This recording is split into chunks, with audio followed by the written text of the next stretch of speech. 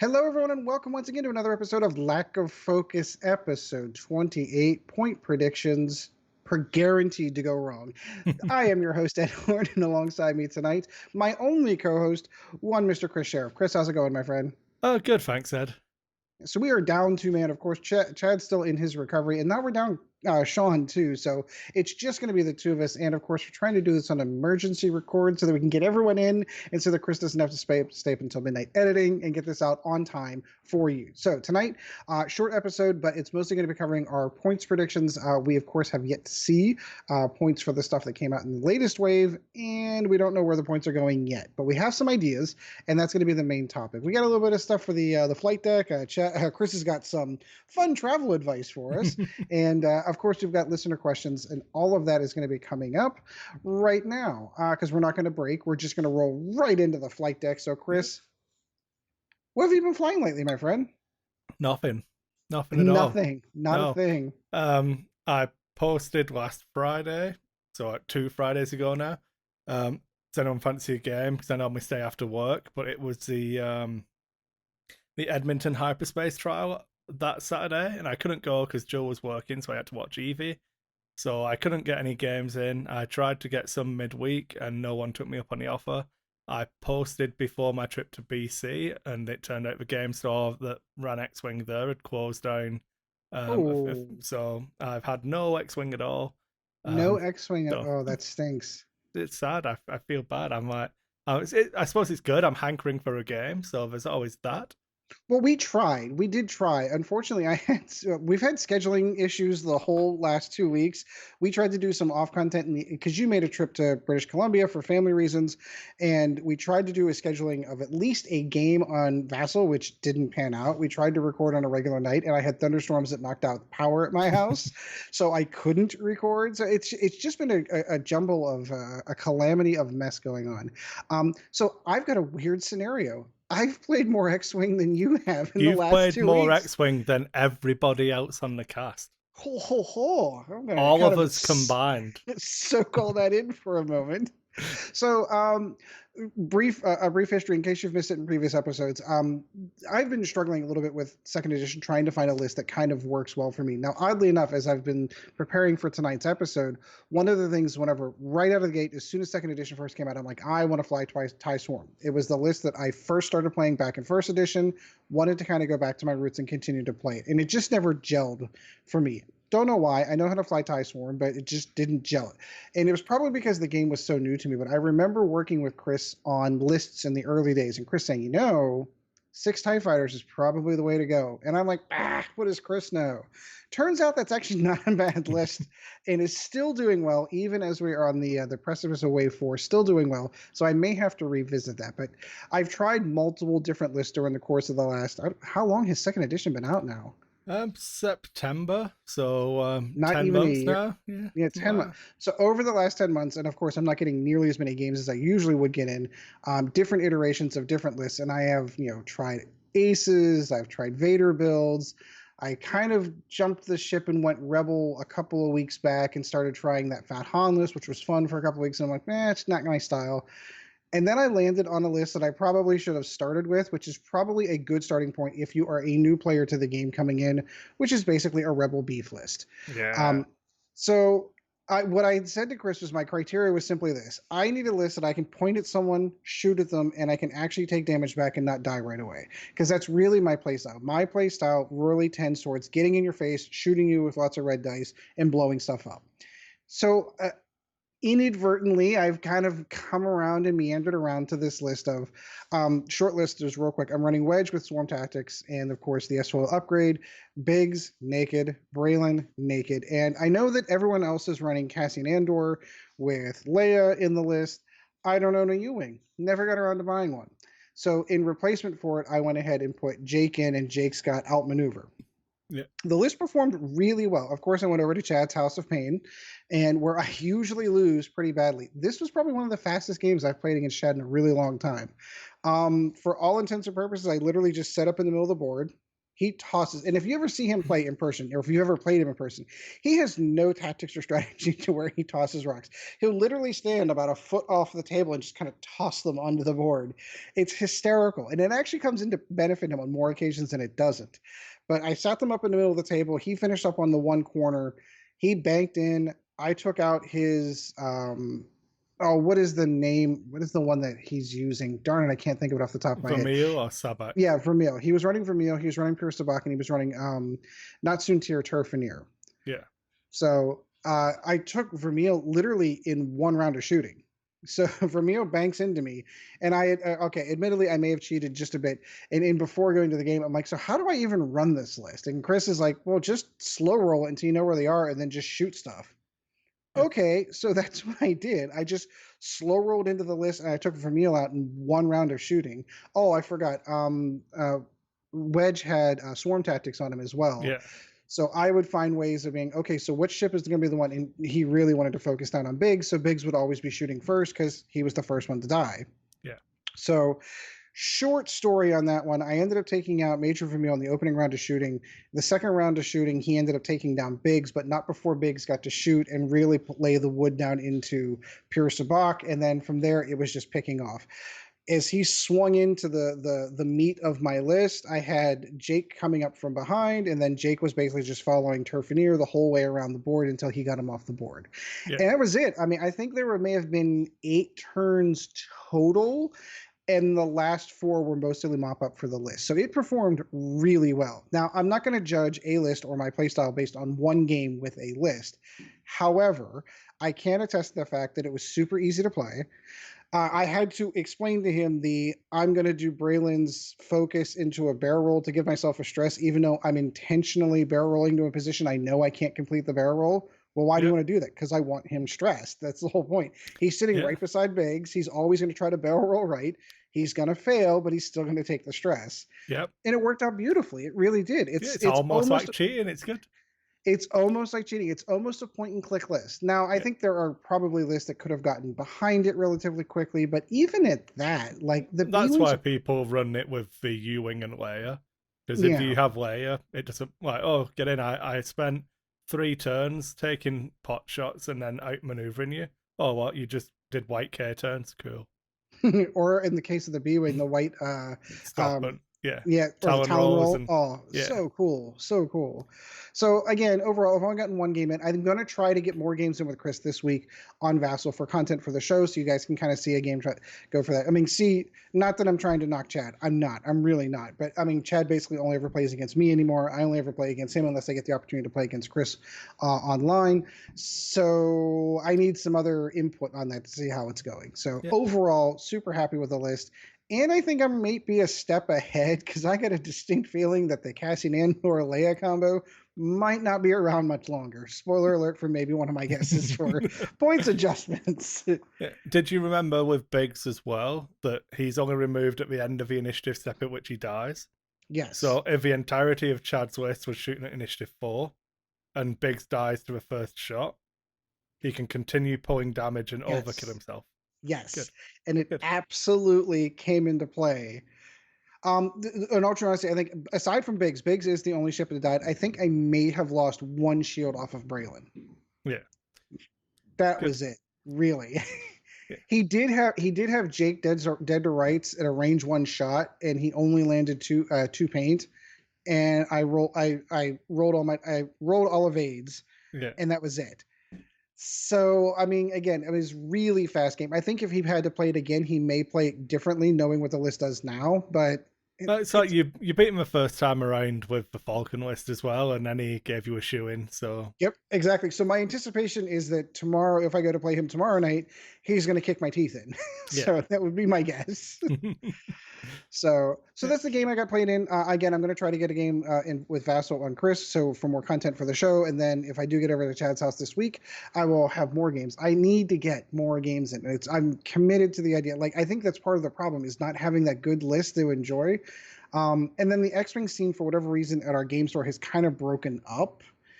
Everyone went different directions, which is I don't know what to do about that, because every time I go up there on that night, they're playing other miniatures games. The guys that kind of come in and the community leaders there have got a lot of Warhammer going. They've got a lot of 40K going, which I'm not opposed to, but there's also not enough X-Wing players to try to get a game in just ad hoc. Yeah, it gets harder. You've got to have that, like, get a WhatsApp chat going or a Facebook group conversation going, and have anyone fancy a game tonight. And once people start seeing it being played in the store again, it'll ramp up again slowly.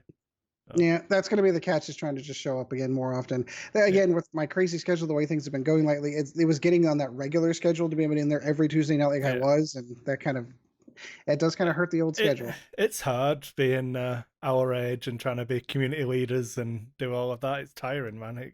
It was easier 5 years ago, easily. Yeah. To be able to just get to the store every Tuesday night, and you're the lead. You're the one making sure that the game's going to be played. You're running the leagues. You're making sure that everyone's getting interest in the game. You're there to invite those new players into the game to see it played. When you're not there, and the guys that take over, no offense to anyone that's doing it, are more focused on other games are where the focus goes. Yeah.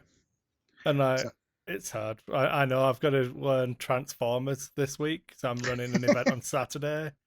Yeah, it's good. Should be fun. Be my version of Magic the Gathering for you. We can talk Transformers decks. I've got to sort out a load of used. Is it a CCG decks. Or is it an LCG? It's a CCG. Ooh. So, it's weird. I can't tell you about it because I literally haven't opened the pack checks yet. I've got to do this instead of learning that game. But Thursday this week, I'm going to try and play a game with Jill just to get myself through it and learn how to play Transformers. So it'll be good. You have to let me know what that's like. Yeah, I love like it's interesting. I love a CCG. It's going to be dead in 2 years, but why not waste money on cardboard crack? Well, obviously, it's Transformers. So all the characters are double-sided. So you can play as a car or as Bumblebee. That's awesome. Yeah. So I'm there looking has to be advantages for being in car mode, though. Like otherwise, why would you do it? I have no idea. So the set that's out at the moment is the Constructicons or the Combiners. So you have Devastator and the. Wait, this Autobot isn't new. version. This has been out for a while. No, so this is set 3's coming out. So they're on set 2 at the moment. It released last year. I think it was at Gen Con last year they were giving away stuff. Yeah, completely under my radar. Yeah, it's Wizards of the Coast are doing it. So it's a Wizards game. Yeah. Oh, so, I did not know that. Yeah, we'll be able to talk more on it next time because I'll have played it and opened a pack, but and actually looked at what the cards are. So it should be interesting. Wizards is known for doing some particularly good games. One that I'm happen to be aware of. Two, actually, because they did buy they did buy Dungeons and Dragons. Oh, that's something else I should probably bring up real briefly because this wouldn't be a lack of focus if we didn't go off site or off topic. I actually scheduled an opportunity to play Curse of Strahd. Yeah, so he had to cancel, unfortunately. He had a birthday party that he forgot, but I am going to be doing it this upcoming weekend. Yeah. I'm super excited to get down to play some D&D again, so it should be fun. I have the kids there. We had talked about doing, I proposed that Kris maybe run it for us, but it became really difficult with all the kids and the microphones and however we're going to do it. The idea of just sitting down at the game store sounded a lot easier. Yeah. We still have those the early rules for the Alien RPG, and I still want to do that. I still run around an event for that. Have you had the opportunity to read that yet? I have not. No. Okay, so I'm not gonna... it's I've downloaded the PDF now, so I'm a step closer. Oh, that's good. I'm not quite there. That's good. I've read through the rules. It's pretty interesting. It reminds me a lot of the D6 Star Wars from West End Games, but it is very role-playing heavy. So the rules are very kind of light, just like the Star Wars CCG or the Star Wars RPG was in those days. All right. Well, if you're getting into more D&D stuff, you might want to check out a new D&D podcast. I've seen that. That's Initiative. You could check out episode 1 of that and learn what makes a good session and from a player perspective or a DM perspective. And nice, short, hour-long-ish episodes. And it's good. Yeah, that sounds good. I was thinking of doing like a side thing on my YouTube channel for my Curse of Strahd run because I've never played Ravenloft. Ravenloft is one of those things that I've owned, and never had the opportunity to run because we've always run homebrew campaigns, but you always pick pieces out of it that you can kind of steal a piece here and steal a piece there. Yeah. So I genuinely don't know what I'm getting into. I know some pieces to it. I know the main bad guy. I know I get that. I know the feel of the gothic horror of what Curse of Strahd's going to be, but beyond that, I don't know what I'm walking into. So the only thing I know is that it's an open sandbox kind of campaign, and Strahd's the bad guy. Yeah. That's about it. So I'm Uh, hoping to have like a genuine reaction to a classic Dungeons and Dragons campaign setting that I've never played in. do you know what character class you're gonna play? Oh boy. So okay, so Chad is going to be playing the gnome wizard, which should be fun. My oldest son is going to be playing the half orc fighter, the beat stick. My youngest son is going to be playing a dwarven fighter, so he can go and beat things up with his brother. My oldest daughter is going to be playing an elven ranger, and I am going to be playing either a human or tiefling cleric. I liked the idea of role playing a tiefling cleric in a gothic horror setting. I I didn't do Yeah. obviously I did not do it for character advantage in any way, shape, or form, but I just thought the idea of playing a tiefling cleric in a gothic horror setting would be really cool. So humans are OP in D&D, barring the dark vision thing. Humans are the best race. No, I understand. Yeah, Because they and I get agree lots of with that. advantages anyway. But I'm playing a war cleric at the moment, and they're stupid good at low level. Well, So, yes.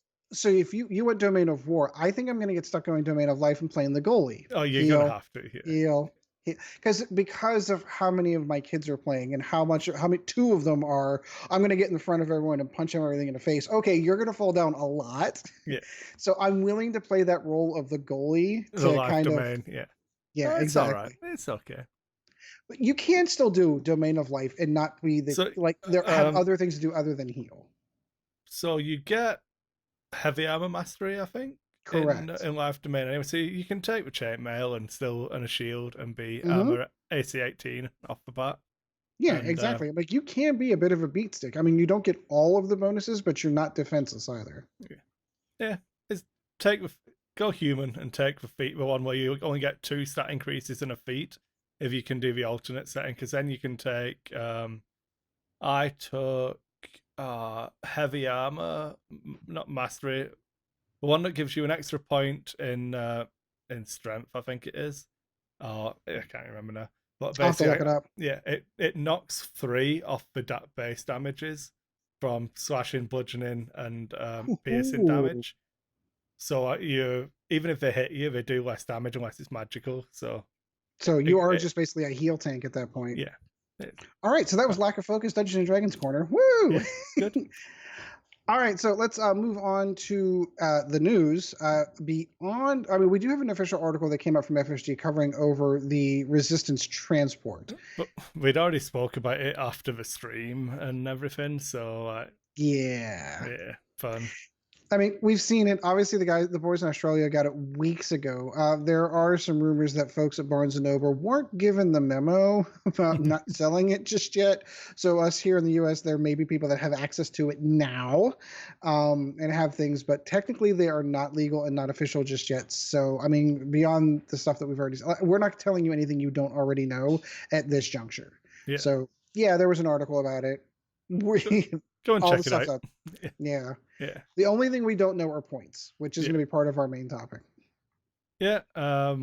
Should we just do main topic? I don't know. I don't really have anything else. I was gonna whinge about traveling, but Oh I'm yeah, all no, no, whinged no. out. I'm still waiting for that.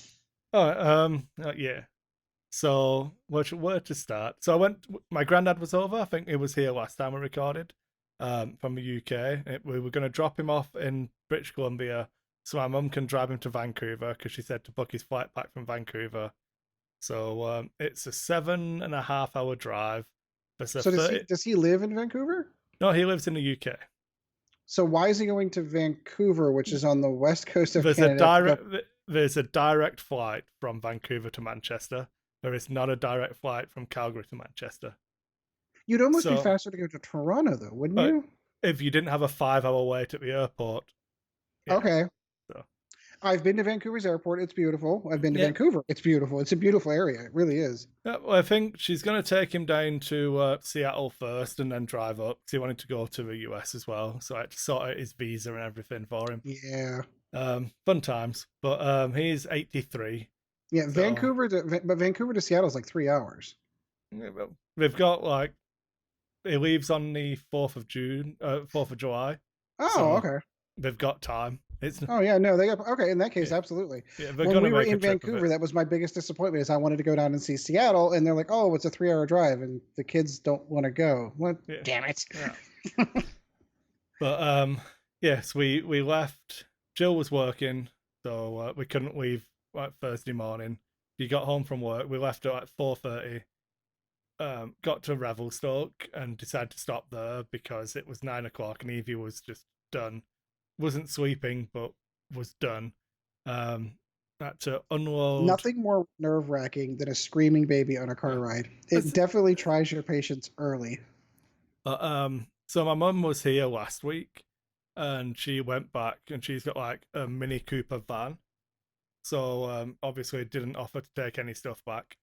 So we had me, my granddad, Jill, Evie, the two dogs, travel crib, all my grandfather's luggage, um, an bed because my mum doesn't have a bed for us, um, our luggage, food for dogs, snacks for Evie, and we've got a Jeep Patriot. So we borrowed a roof bag and put that on. Yep, So we we, bought we one of those. We have to. yeah, we got to the hotel after obviously unpack the roof bag because the travel cot's in there. So did all of that. So by the time we're upstairs, it's like 10:30. Trying to get food because my granddad's got to take all of his medication, do all of that. I'm just done. Like, super stressed out. And Yep. then Evie is like well past her bedtime. She's overtired and just wailing. All four of us in one room. Um, Oh. yeah. So and then in the morning, so our breakfast included. So I went to breakfast and it's just garbage. All right. Oh, Here, so when have a you bowl say of cereal. yeah, so do you have like sausages and bacon or anything? So no, we were going to. So I don't want your life story. I don't want to know why you don't have the stuff I want. Just tell me you don't have it, so I And can leave it at move. that. Yeah. So I put I put some bread in the toaster because if you put toast in the toaster, you just burn it. Um, and then that takes like 20 minutes to make this bloody bread go into toast. Um, and Because then they I've had got one to from like the 1960s. oh, so, but it's all okay at this point. And so we drive through from Revelstoke. It's about 30-minute drive to a ferry. We don't have too long to wait, and then like it's beautiful. Get a ferry across the lake. Can I pause you for 1 second? Yeah, When we were in the UK and we were in Scotland and we were in Ireland, the people that did B&Bs there, man, they fed you well for yeah. I breakfast. bet you got sausage and beans and stuff there, didn't you? You bastard. Every morning. Yeah, every morning. It was Yeah, great. yeah, They bloody know hell, how to eat Canada. there. Let's just not so much in the haggis. I tried it, didn't dig it. But beyond that, yeah, no, they fed you well there. Yeah. Oh, haggis is another tangent we can go on. I'll get you some good haggis recipes that you'll actually like. Because you don't just eat haggis on its own if you don't know if you'll like it or not. Well, no, Now, so like they did haggis and eggs, oh, you which I do. thought I was gonna dig, like scrambled eggs and haggis. I thought that would work. No, I The was wrong. first time you eat haggis, you need to eat Balmoral chicken, which is chicken breast, which you fillet. You stuff it with the haggis inside it. You wrap it with some really strong, like a mature cheddar or something like that, and then wrap it in bacon. And then you do a nice whiskey cream sauce with some really finely sliced onions All right, over in dude, the you're making me sauce, hungry. and that and some mashed potatoes, and then you're good, man. Then you'll love haggis. It'll be amazing. All right, I obviously went to the wrong places in the UK. I should have asked you where to have So haggis. just come round to my house. I'll cook for you. It's okay. I might have to do that. Yeah.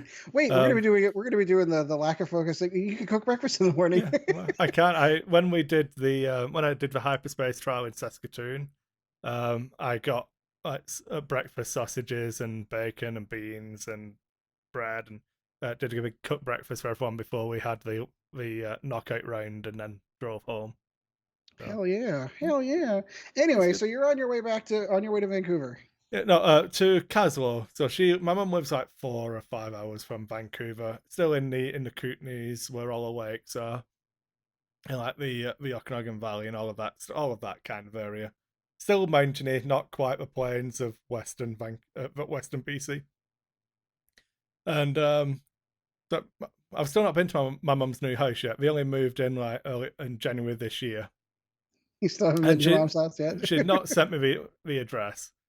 So like, we got there, and she'd sent an email with directions. So I was like, okay. So we went to Caslow, stopped and had some lunch, took the dogs for a walk, and then looked at these directions. And it was, when you leave Caslow, you see the Shutty Bench sign. Then there's a Oh garage. God. There's a garage on your left. Oh God. Then keep driving until you see some abandoned cars on the right. Oh my God. Then about 2 kilometers after that, you'll see a blue sign.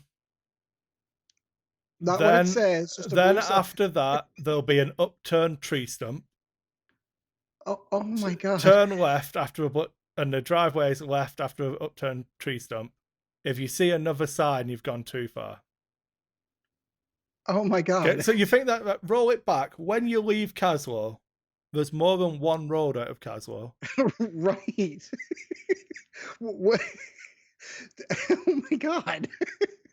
So you had an adventure. So I took it. She gave me the address. So I typed the address into like the postcode into a sat nav, and it gave me a direction. So I followed it, and I'm like, "Oh, it's a garage. Not seeing the sign for Shutty Bench. No abandoned cars. Maybe we're going the wrong way." So I zoomed. I'm like, "This postcode covers like 3 separate parts because it's around a lake." Oh God. So I'm like, okay, so I can't use a postcode. Okay, she said you'll see the sign for Shutty Bench. Maybe I'll try looking for Shutty Bench then. So I put that in, and I've gone completely the wrong way. So we've got to turn around again, come back into Caslow, Oh my God. take a different road out of Caslow. So we get there, and then my mum's like, "Oh, why are you so late?"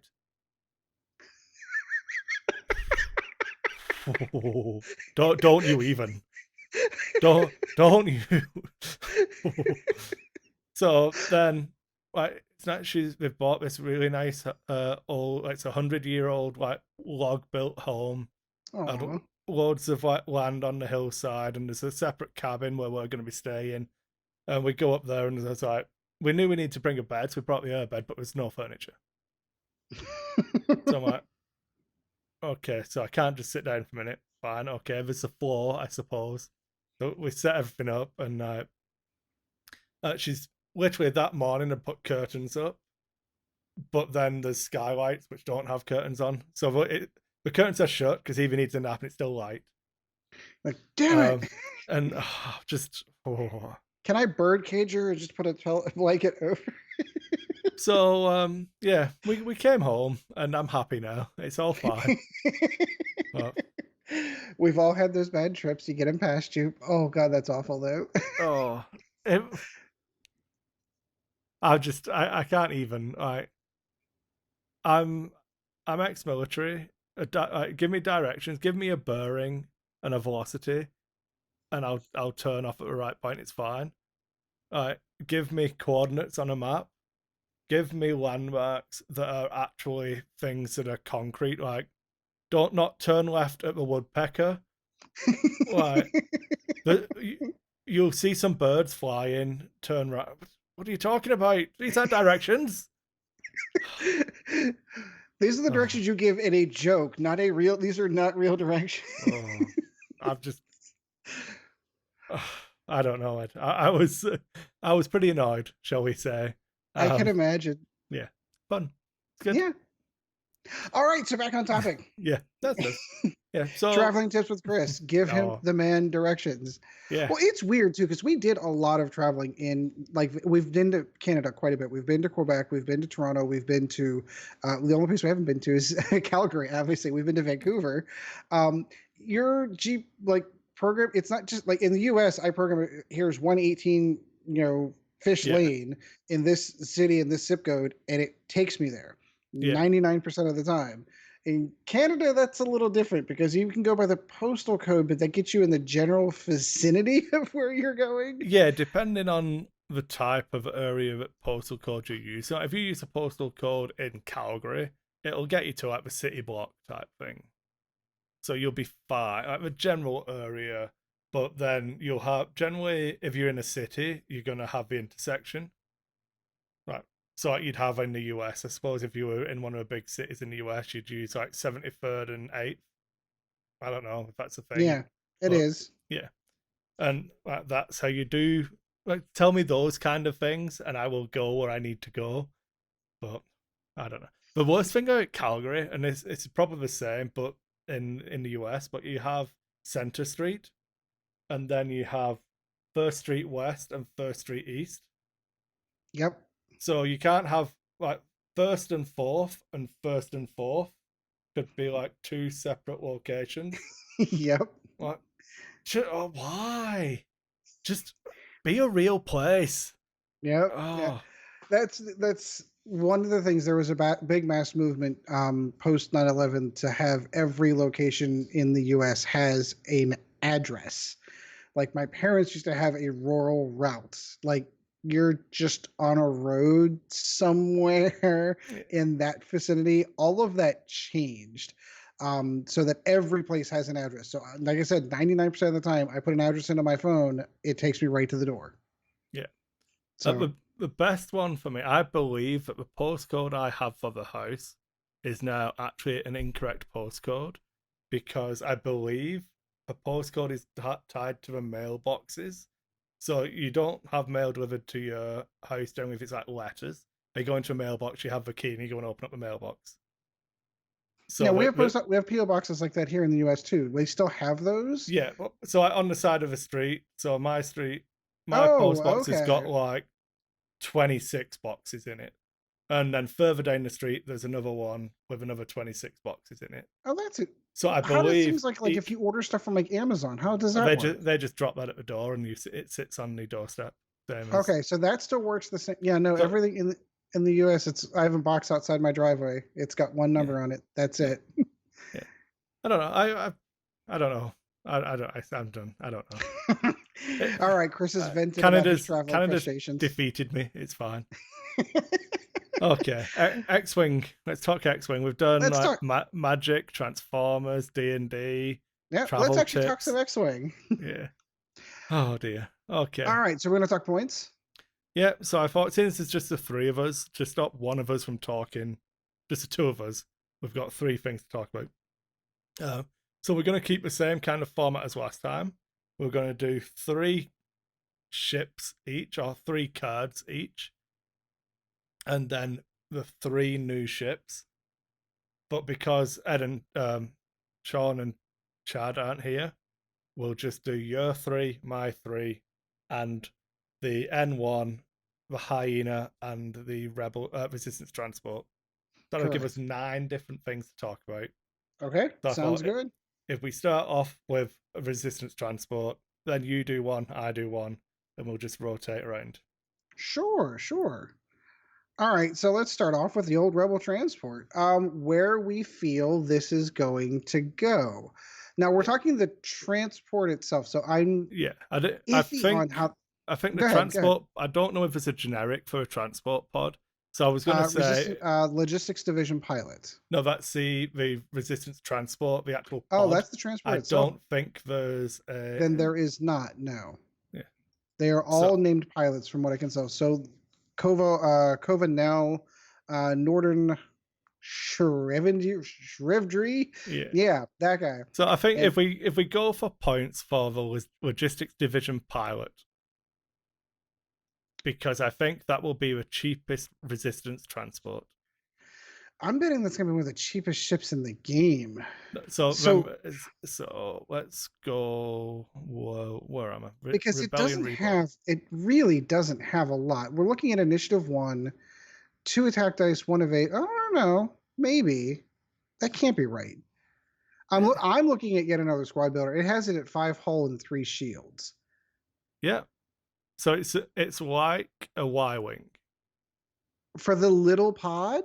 No, this is the transport. Okay, So we're not doing the pod. We're doing Okay, the yeah. So we're not doing the pod. Okay, so yes, I would agree. So what are we looking at for a B wing cost? B wing cost, the low end on a B wing is just to double check. Come on, wrong ship. So long and generic Blue Squadron pilots are at 41 points. They have one less attack die. That's a start. They also have one higher point in initiative, and their action bar is much better. Not to mention the fact that their dial is atrocious. Yeah. They do have the backwards movement. They do always end up giving a an added bonus for that, and they do have a stall on that one. So I'm gonna throw out a Coordinate and jam as well. correct. So that is something to be said. So I am gonna throw out a number of 32 points. Okay, so resistant. So that is my guess. Those are going to come in at 32. I think the loss of the attack die alone is going to drop it quite significantly. So I'm gonna take a different route, but I might end up somewhere similar to you. So I'm gonna look at within faction stuff rather than trying to compare it to a B wing. Oh, that's a fair I'm argument. gonna try and look at like the cheapest stuff we've got. So a Blue Squadron recruit is 32 points for the A wing. So that's the cheapest ship we can currently take. I feel like you take a Blue Squadron recruit naked. I don't think you're going to take the logistics division without anything. Even if you just throw in attack officer on there or something like that. Right. No, I would agree with that. Because I mean, if you're looking at just jousting, and you're probably pretty even. I'm going to give myself a point just so we're not the same. I'm going to say 31 points. I'm going to say that it's going to be cheap. The pod will obviously come in as the cheapest ship in the faction. Oh god, yeah. Because it has to. But I'm gonna go 31 points for the resistance transport. Okay, I can agree. Yeah. I can agree with that. We've got our points marked. We're doing the up one, down one. We'll come up with a winner at the end. Yeah. All right. So next one. So do you want to go next for one of your cards? Now this is a I'll card give you my prediction first this time. Now, are these upgrade cards specific to Wave 4? No, just so this one can be one you think will change from. Oh god! All right, well then it's gonna be super simple. I'm gonna take the not even low hanging fruit already in the basket, sitting. I've already typed in Leia. Oh yeah. So in preparation for the show, I went over to List Fortress and looked at like the last 4 hyperspace events. The number of lists that consist of Braylon, Cassian Andor with Leia, Wedge, and something. Sometimes it's going to be big. Sometimes it's going to be. I've seen one that had another like 10 num, like another B-wing. It's some other ship. It's that combination. That is all over the place. So I've seen that it has won hyperspace events recently, and I see that as a predominant thing. What we can tell from the previous points upgrade is when you see a list that appears quite a bit competitively, they are going to adjust it. And the easiest way to adjust that is to adjust Leia's points. Currently, she's at what? 2 points, I believe. 2 points. She's ridiculous for 2 points. So I could see that getting bumped up high. I'd say even to the 8-point range. So you think? So I was going to go first for this one. Oh, I'm sorry. So I wasn't copying off you. So, because I would have said, so feel free, you can, I'll not type that in, I'll go with my reasoning for my thing first. Mm-hmm. I was going to say 6 points because I believe she started at 8 and then they brought her to 2. So it'll go up to 6. And then she'll probably come back. So I think the correct points for Leia is between the 3 and 5 range. So like you're talking 4. But I don't know, I know how error correction works because it used to be part of my job. So you're better off going lesser extremes and bringing it in because Leia doesn't have to be perfectly costed this time. Everything just has to be better costed off this change than it was on the previous iteration. Well, there's other things I think they take into account too. So when looking at Leia, like what they'd want to do, like, so if you look at that list comes in at like what, 190 points, somewhere in that neck of the woods? Yeah. They'd want to put it to the point where they're not getting the advantage of either the advantage for I'm 8 points lower than your points, so I get the initiative bid, or point her to a point where taking those 2 ships means that one of those other ships or one of those other upgrades has to pop off. Yeah, I think the issue with this kind of thinking would be that if you like Braylon on his own is okay, Cassian on his own is okay, Yeah, no, I Leia on agree. its own is okay. So like the entire list has to go up slightly, right? You can't just say Leia costs 20 more points because Oh then yeah. you might as well just remove Leia from the game. Like the supernatural change is very close to an example of Very doing that. similar to doing that. Yeah. I feel like Kylo is still usable with supernatural. I I think feel like Vader's not. you could use Anakin with supernatural. I'm I not think even saying some it, of the generic Jedi are even usable with yeah, supernatural, I would think. but you've like I say you're very close to just pointing the card out of existence at that level. Okay, So all right. so I'll give you that. but again, so I haven't typed in 8, but if you want to change it, it's up to you. I'll take it down to 7. How's that Okay, sound? you got You've got 6, I've got 7. Maybe I'm a bit high on that so one. so when she's 9 now, you can mock me. Yeah. Okay. So that's the low hanging fruit for the upgrade on that one. Well, see, I have another relatively low hanging one. I'm gonna go with Duke Ooh. because Ooh, that addresses you so many you things. could talk about quad phantoms, but Uh-huh. if you do quad phantoms now, and then the N1 comes out, and you can just spam Duke on that, does that not just become the new quad phantom list? I would agree with that. So I'm gonna say Duke probably needs addressing, and how many is it? 3 points at the moment. I'm gonna have to check. I was just looking that up as we were talking. Juke is currently at 5.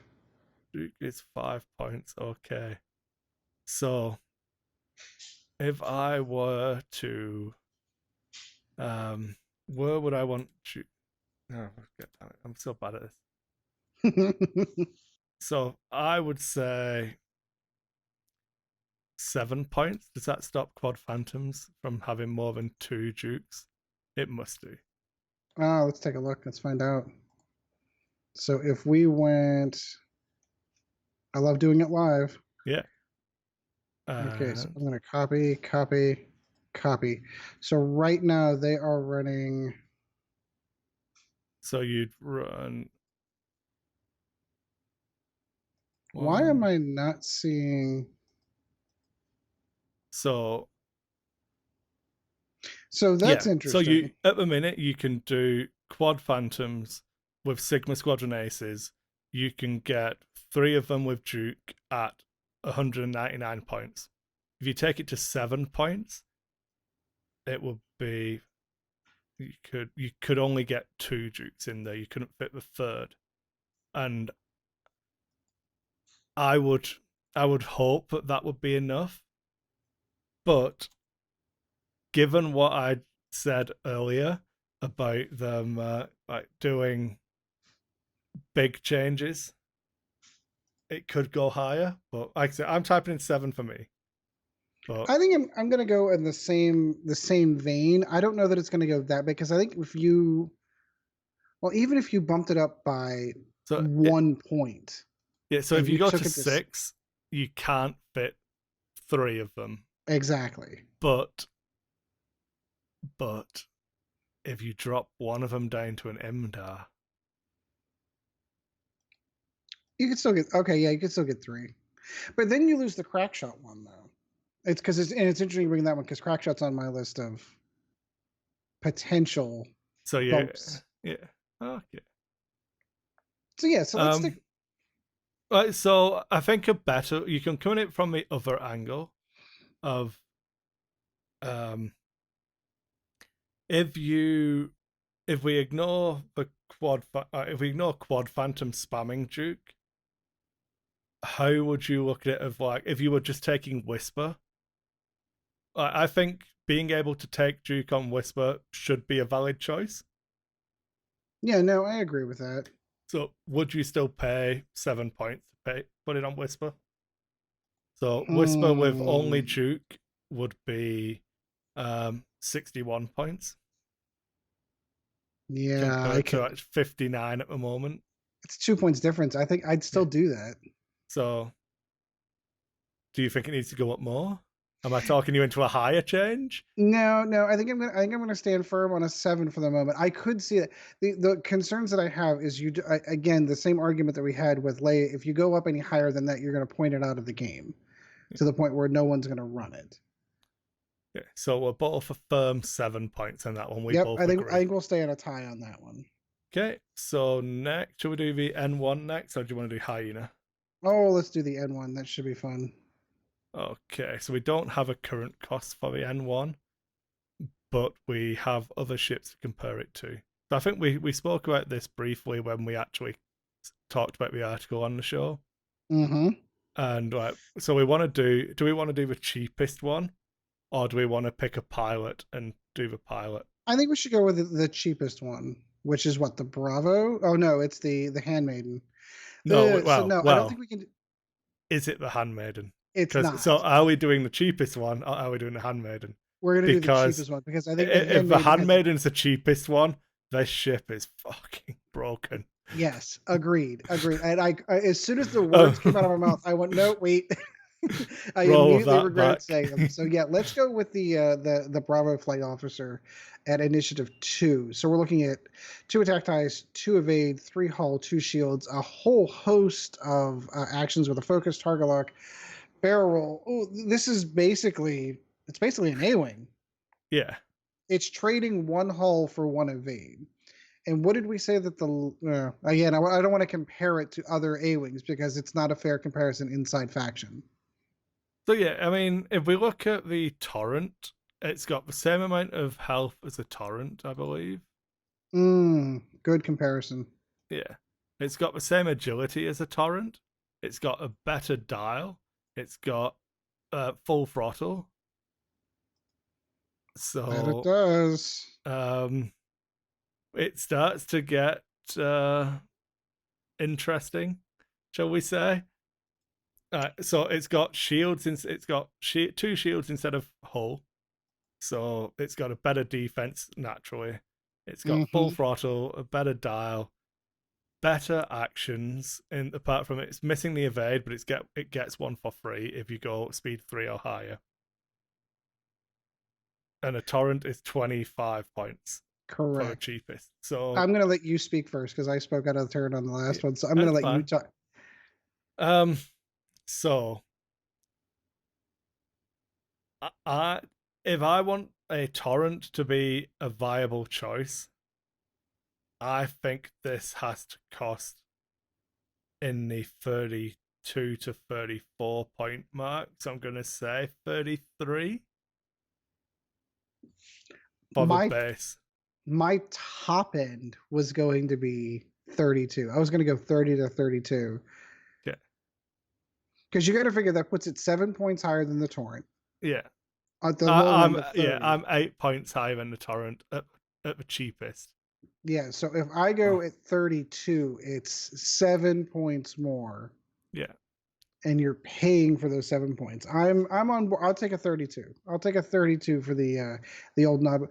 Although what does that put at? You could run how many generics? Well, 6?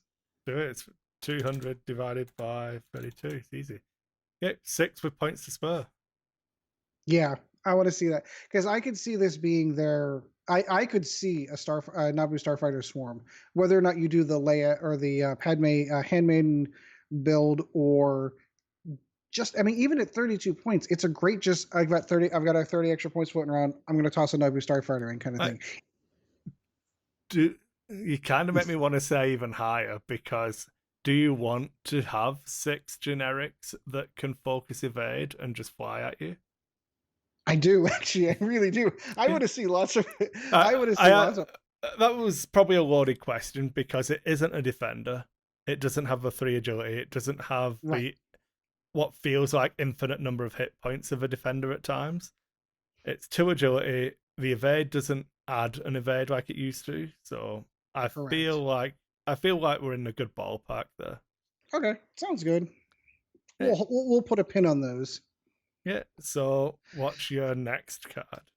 My next card that I want to, well, that I feel that I could see. Can I pick a ship instead of a card? Yeah, it can be. It's a ship card, a pilot card. Okay, so you already talked about one of my favorite ships in the game. They have points adjusted the Delta Squadron Tie Fighter, Tie Defender down to 70 points, and I still don't see defenders anywhere in the game.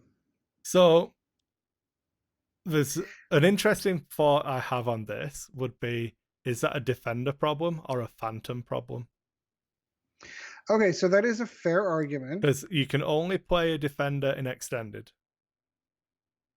If you're playing extended and playing Empire and want generic ships, are you going to run the Phantom because that's blatantly busted because of what we spoke about with Duke and all of that stuff? Okay, fair I mean, argument. I'm not trying to talk you out of massive points cuts. Let's take it down all the way so I can run 3. It's all right. Well, I, and I think I promise 3 defenders is okay, FFG. I won't abuse it. It's okay. yeah, well, and I still don't think that I don't think it's a top tier list, even if you do. If you would be able to point them, and you, in order to do it, you would have to point them down to what, 65 points? No, they'd have to go lower than that. 63, I think. 63 points. Let's. And those are generics. Those aren't taking, like, Countess Ryad. Oh, Like, you're not taking the 65. names ones. You're not taking the old triple defenders of yore, where you had like a Ryad. Who am I thinking of? Why is my brain freezing on my old defender pilots? Rex or Brath. Like, you'd run like either Brath or Viscery. You'd do Viscery, and then you do Viscery, Countess Ryad, and then either a Delta or some other, like even at that, like, that's 240 points right now. Yeah.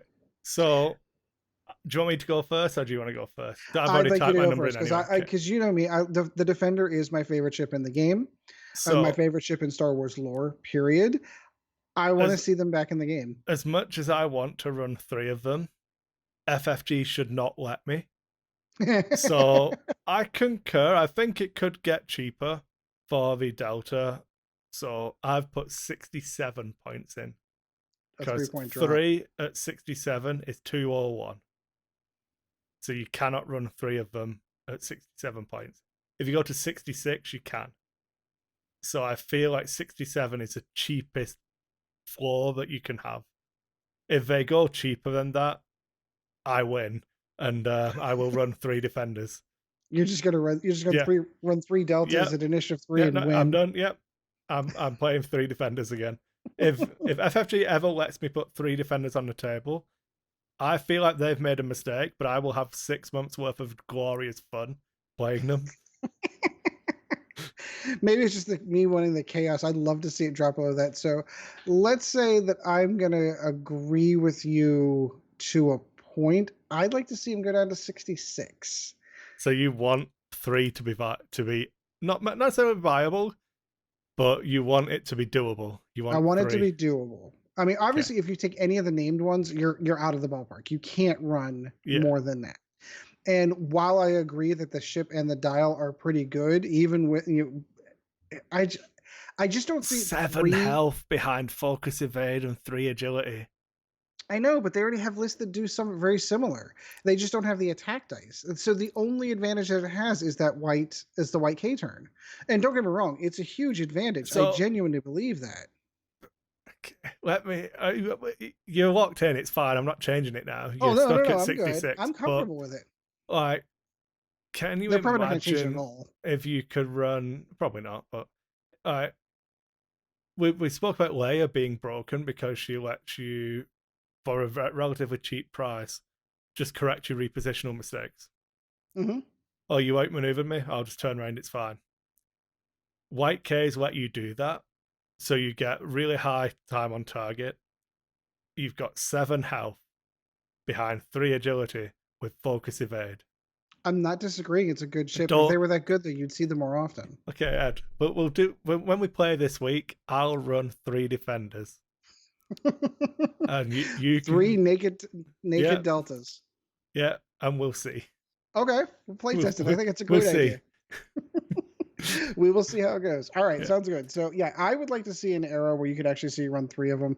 I'm disagreeing that they're. I mean, if they were that good, they'd be running now. I think the only thing that keeps them out of the game at the moment is the fact that torrents are stupid good. No, not Yeah. torrents. Phantoms. Phantoms. Yeah, I said See, I thought torrents because I'm going to pick torrents for my next card. my curiosity is, and I wonder how many players are still kind of like, because I think there are plenty of people that are playing extended. So like those guys didn't get rid of their tie defenders. They're still there. They're still out there. I have two, four. I own 4 or 5 phantoms. I don't even or defenders. I don't even know how many I own. So like they're out there. I think you're right. There are just better options for those ships. And I think the idea is, if I remember correctly, the way that Alex Davian, the guy, says it, when they were looking at points adjustments for the first time, it's like, well, what's not currently being flown and why? This is a ship I never see on any of the lists anywhere. Yeah. So even from a marketing perspective, if they want to sell defenders, or they're not even in they're not even hyperspace legal any at this point. So maybe I can't even use that as an excuse. I'm sticking to my guns. 66 points. Go defenders. So I'm going to do something slightly different for this one. I want to talk about V19s, but we're going to talk about oddball. I want to do the torrent, specifically. but we're going to. Not, it doesn't have to be oddball, but we're going the top end now. He's the most expensive torrent. Yep.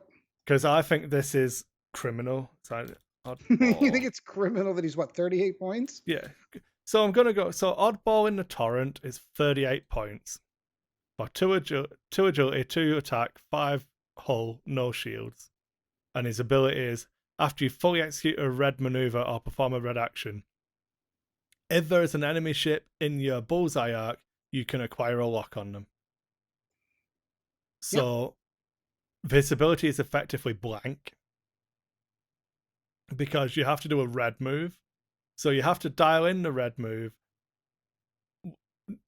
before those ships are moved, knowing that they're going to be there because you've done a red move, so you can't reposition. So if you trigger Oddball's ability once a game, you're probably doing well. You're a really good X-Wing player if you can get that to par. And it's 38 points. Do you know who else is 38 points? And this may touch on the next card I pick. But shall we talk about Lulo at 38 points? Sure. So same initiative, same attack die, agility 3 instead of agility 2. It's only got 4 health, but 2 of them are shields. So you get 2 lots of protection for a direct hit to make it the same. You have an infinitely better dial in that you have what I think is the best dial in the game. Agreed. No argument. You get an extra action because you get boost on top of focus, evade, target lock, barrel roll. You get refined gyro stabilizers, so because you've got an arc that can turn around. And you actually get an ability that's probably one of the best in the game. For the same points. Same points. Same. Good job we don't balance outside of faction. You just make everything viable within the faction. But the problem with that argument is Oddball's not even viable in his own faction. Yeah. Because it's 55 points in an Arc 170. 55 points. Anakin Skywalker is 60. Yeah. In the same faction. Yeah. Oh, okay. We'll be nicer because Anakin, you're never going to take a naked Anakin, but you might take a naked oddball at 38 points. For 1 point more, you can take a naked Jedi Knight. Yeah. Just get lost. There's no way that is anywhere near correct. So are you thinking just Oddball himself, or you're I thinking think so? Everything the needs entire to get, chassis? But I feel like the Gold Squadron is probably okay at 25 points. I don't feel like it needs to go down to 24. But everything after that, like you jump from 25, you jump to 29. Yeah. For the Initiative 3. You do unlock the talent slot though. Yeah, but you're unlocking a talent slot. But now I'm having to. If I want Crack Shot, it's not a 1 point card anymore. It's a 5 point card. Yeah. But, unless they bump it. So the reason this is obviously a problem with dedicated. It has to be because that's the faction specific card, and the only faction I've seen with that big of a jump to get an EPT is this faction. So Hmm. if the power is in dedicated, make dedicated cost more. Yeah, and then lower the cost of these. Yeah. So I feel like make it 1 point more to go from initiative 1 to initiative 2 to initiative 3 with an EPT. Yeah. So that's a 3 point decrease. Then pile some points onto dedicated if you want to, but then tier that all the way up. So it goes like 26, 27, 28, 29, 30. So I made oddball 32 points. I still wouldn't play him, but I'd feel like it was my choice not to play him. Yeah, at 32 points, it's kind of hard to argue at that juncture. Yeah, no, I would agree with that. Yeah. So okay, so there we go. There's my case for why oddball needs to change. What points would you go for? I think I'm going to put in. I'm going to be because if they do change him, I still want to win points, not where I think he should be. I'm going to go 34. That's a Hmm. 4 point drop. I think I'm going to come in at 35. Yeah. That is going to put him right below kickback by a point, assuming that they don't adjust the entire chassis. Well, I think they'd have to, but I don't want to talk about. I don't want to get into that differential thing with. Right, because they've done that before where they've adjusted the entire chassis and left one pilot alone because they were happy with the points where they are. Because it's not the days of X-Wing old where your low ones, it's an increment that way. You can have lower initiative pilots that are higher points because their ability is just that much better. Yeah. So we've specifically said for the N1, it's the cheapest N1. Whichever one the cheapest is, doesn't matter, but we're talking about the cheapest. For a Defender, we're obviously talking about the Delta. For this one, specifically, want to hit oddball. Yeah, specifically on that one. Yeah. Okay, so that was that one. So we've got the Hyena left. Ooh, let's go into that. So would you like to do just again the cheapest Hyena, or do you want to do that interesting one that has a coordinate and stuff? Ooh, tempting to do both. Let's go with the cheapest for starters, the baseline chassis. Okay, so we have. I so want this to be cheap, but it's not going to be. Just because of the number of access, like coming out of the gate, the access to the torpedoes and the missiles and the bombs or devices. Oh. So I think the way I would look at this would be comparing TIE fighters to TIE bombers. That's probably. Exactly where I was going. You read my mind. Yeah, so if we look at TIE fighters and TIE bombers. So scimitars are at 30 points. Yeah. And that's 6 points more than a generic TIE fighter. Is the generic 23? 23. So it's 7 points more.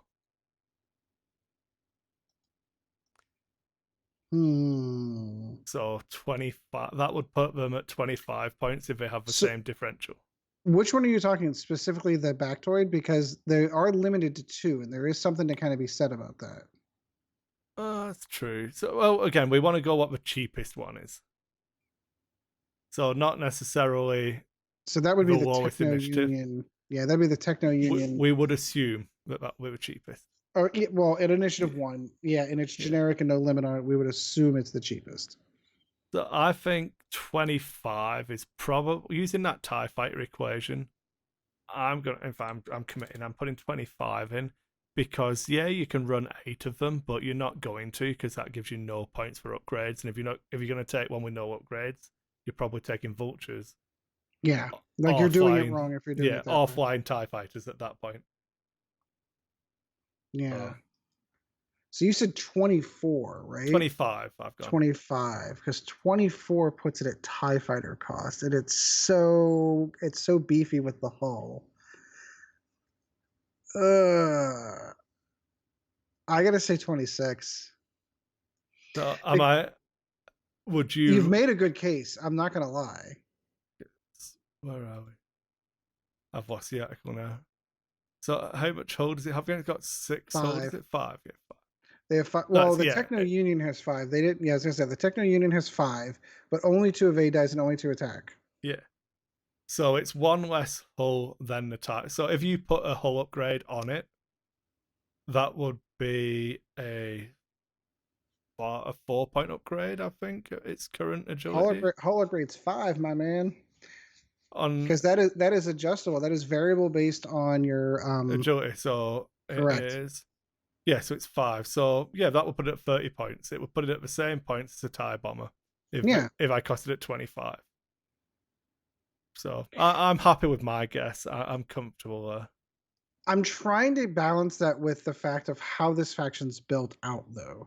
Like, it's designed for dirt cheap throwaway droids. This is not a dirt cheap throwaway droid because you're not just going to spend 26 points on this. You're Yeah. going to spend 26 points on it, and you're going to toss a couple of torpedo, a couple of missiles, a couple of devices. You're going to toss other things on that. Yeah. Every time you do that, you're taking away from your vulture droid. So I want that to be like you're only going to run one of these as opposed to like the fleet of them. Yeah. Okay. So are you happy at 26 then? I'm happy at 26. It's going to be 30 points. You watch. Dead in the water as soon as it comes out. Please no. Okay, so that is the last of the news. So we've both got 1 card left each. I think that should leave. Is that you had Leia and the Defender? Yeah. Mm-hmm. So you've got 1 more card to pick. Crack shot. Crack shot. I think first of all, I love the crack shot was at 1 point. I think what we are finding that it's super utility. It is one of the ones, hey, I've got a couple of points. I'm just going to throw it on this ship and throw it on this ship here, which is great. I think the trick with that is, especially when you start getting into things like, I don't know, TIE swarms with crack shots. I think it was appropriately costed at 1 point in 1.0. If we take that points out, it's really a half a point. Okay, so now. I'm going to put 2 points in for you. I'm going to cut you off at the pass and just type in 2. Yep, I'm going for 2. So I disagree with your reasoning here, mainly because I've ran Crackshot a lot in a lot of my lists, because I agree that it's a really easy upgrade to throw in. And a number of times my ship dies having not spent it, and that's not because I've not lined up a bullseye, it's because they rolled all blanks, or if I spend it, they rolled all evade, so it's irrelevant anyway. And maybe it's a bit of a thing where I like the upgrade and I don't want them to change it, but that might have something to do with it. Yeah, I'm going to leave it in at 1 point. So you're saying no change, change. Yeah, I am. Wave that one off. Yep. All right, so did I cover everything? 1 more for me. Let's see. Where do I want to go? I did 2 ships, didn't I? No, I did Duke, so I'll find another ship. What about if we did... what faction have we missed? We've not done anything scum, have we? I was just going to say, I don't think we've touched on scum, and we don't think we really touched on Empire either. But to be perfectly honest with you, I think we have Empire the Defender. You've put the Defender. Oh, that's fair. Okay, good argument. Okay, what about... Okay, this might be interesting. If we look at the Banari Pirate. As soon as you got, I was like, yep, I can see. I've seen a lot of those too. So the Mining Guild Sentry and Banari Pirate are the exact same points. Yeah, so, they need to differentiate between the 2 of those. I don't know if I'm happy with that as a thing, because I feel like it's okay, might not change. We'll go with it anyway. I think it not changing is fine, and it can, like, there's no way Sean and Chad are gonna guess these anyway. So they might just put random numbers in and not curse. This can be our chance to throw them off. But I'm gonna leave it at 24, because I feel like if something were to go up, I'd rather see a couple of the Mining Guild ties go more expensive, because I do feel like the Mining Guild ties are better than the Z95s, but I think the Z95 is a correct choice. It's the correct points. So are you? If that You're makes picking. sense. You're picking. Yeah, you're picking the So ship to stay at I'm the same picking cost. the ship that I think will stay the same cost against the one that I think will change, The so mining guild that tie that Sean you and think. Chad lose. I see how you go. It's stacking the deck there. Yeah. All right, I can agree with that. So what I'm saying I is can. I think that if you do a direct comparison between the Z95s and Mining Guild TIE fighters, I feel like the Mining Guild TIEs give you more advantages. The dial is better, in my opinion. Yep, no agree. They have the ability to fly over asteroids and interact with asteroids, which you can have agency in bringing 3 of the asteroids. So you can then ignore them. I think those abilities make them a better platform for the loss of 2 shields but gaining 1 hull. So you lose 1 hit point overall, but you gain an extra agility die. So you will have the variance games where you will survive through a lot more shots that would kill a Z95. Whereas there might be, for every game where a TIE fighter just dies to 1 shot, you'll get 2 where it lives where it shouldn't, in my opinion. I could see that.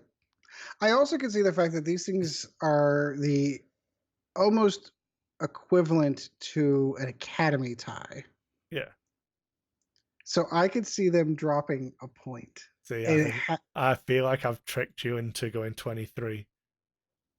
you may have got me because I'm going to go for it. If we're going to talk about the Z95, I'd like to see it drop down because it makes sense to me. And in my head, it makes sense that this is the equivalent of an academy tie for all intents and purposes. It does help differentiate that between the mining guild tie. Like, why would I take one over the other? That one's a point cheaper. No, yeah, I think Although I agree with the reasoning, but it should be 24 points. The cheapest mining guild should be 25.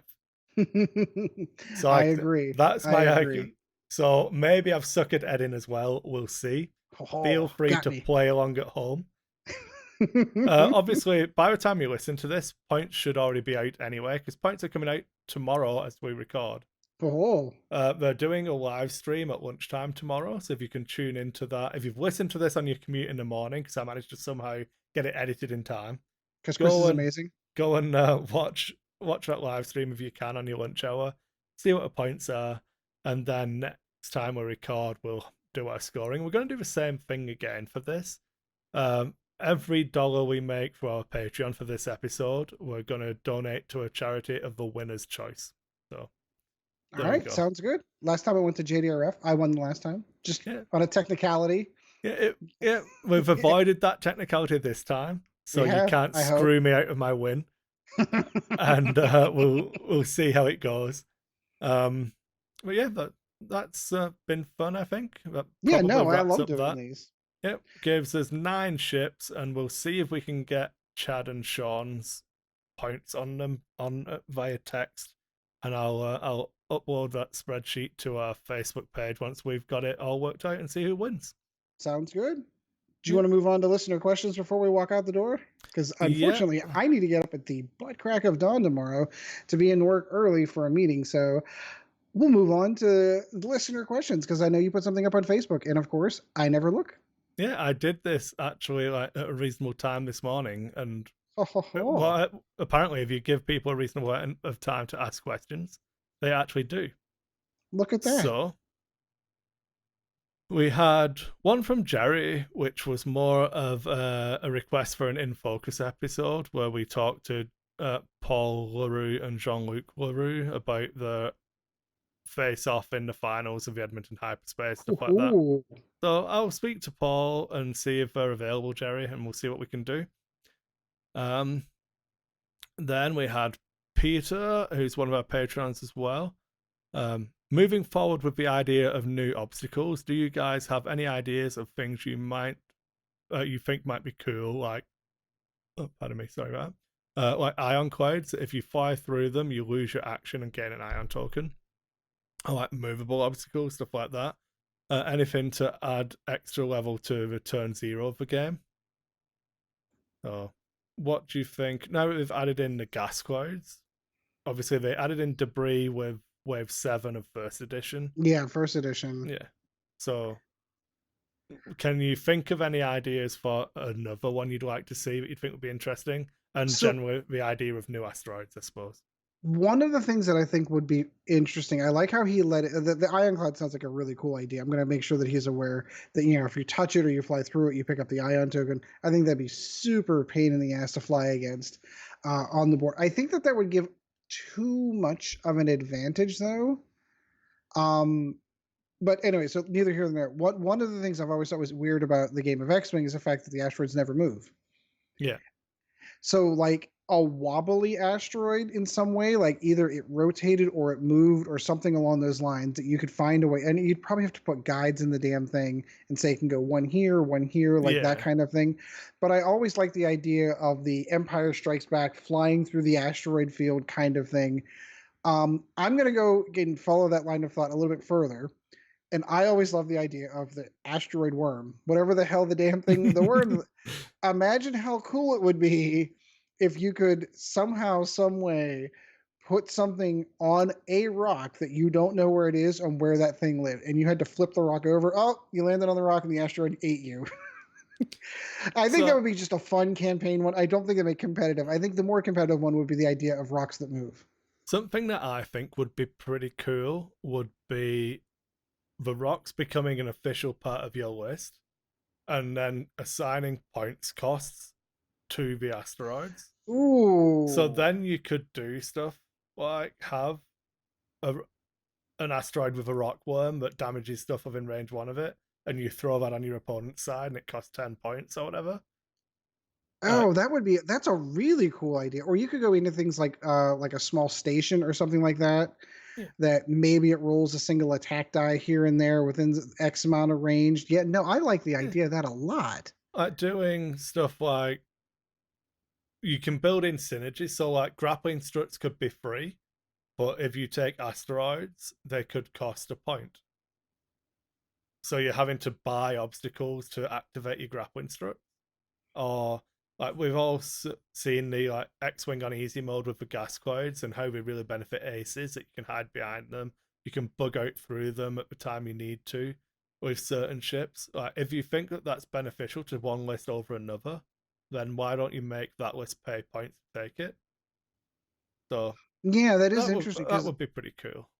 I always thought that it was interesting. Like whenever they introduced debris fields, that's whenever like that first idea, like really the seed for that start. Like there are certain ships in the game that this benefits over others. Why do they get to take that as a free choice? That's actually a Yeah, really good point. You could even go like one step further to that. And like I said, I'm going to pay 15 points to have a station, but I've got a ship docked to it.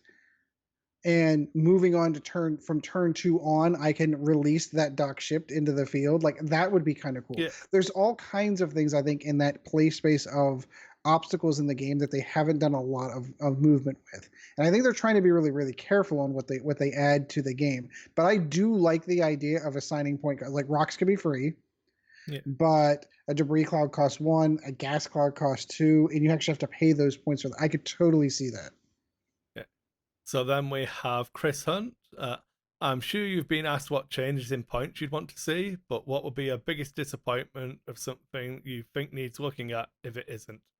So his example would be if Leia's points didn't change, that would be his biggest disappointment. I couldn't agree more.